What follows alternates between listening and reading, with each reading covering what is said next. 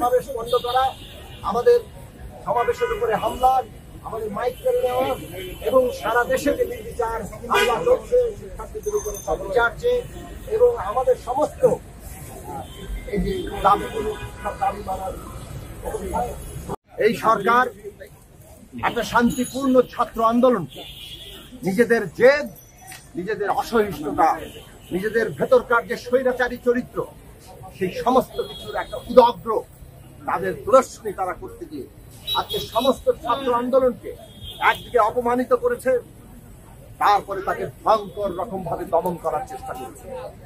বাংলাদেশের ইতিহাসে ৭১ সালের পরে এই দেশের ৫৩ বছরের ইতিহাসে সমস্ত রাষ্ট্র শক্তিকে ব্যবহার করে আমাদের সন্তানদেরকে, আমাদের শিশু সন্তানদেরকে এইভাবে হত্যা করার কোন নজির, বাড়িতে গুলি করে হত্যা করার কোন নজির আমরা দেখি। আজকে শত শত শিক্ষার্থীকে হত্যা করা হয়েছে।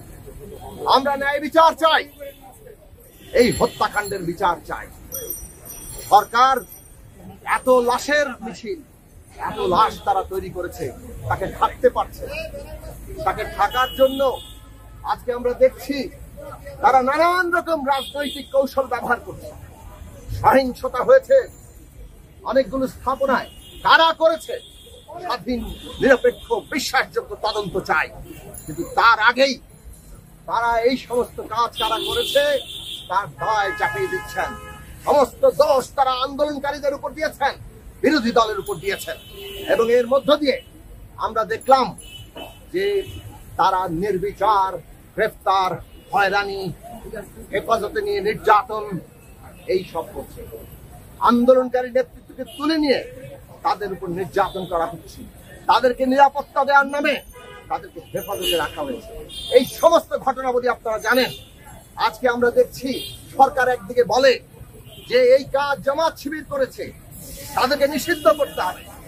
অন্যদিকে আমরা দেখি তারা যে হাজার হাজার শিক্ষার্থীদের গ্রেফতার করছে, তার ৮৭ থেকে ৯০% কোন রাজনৈতিক পরিচয় নেই।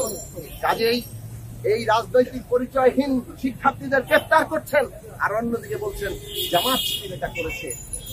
বন্ধুগণ, সরকারের প্রতারণা আজকে পরিষ্কার। তারা সমস্ত আন্দোলনকে ধ্বংস করতে চায়। সমস্ত আন্দোলনকে ধ্বংস করার জন্য আজকে সহিংসতার দায় চাপিয়ে যেভাবে তারা অতীতে করেছে সেইভাবেই তারা আজকে এই আন্দোলনকে ধ্বংস করতে চায়। আমরা ন্যায় বিচার চাই, হত্যাকাণ্ডের বিচার চাই। সমস্ত গ্রেফতারকৃতদের মুক্তি দিতে হবে, সমস্ত মামলা প্রত্যাহার করতে হবে এবং এই শিক্ষার্থীদের দাবি তা মেনে নিতে হবে।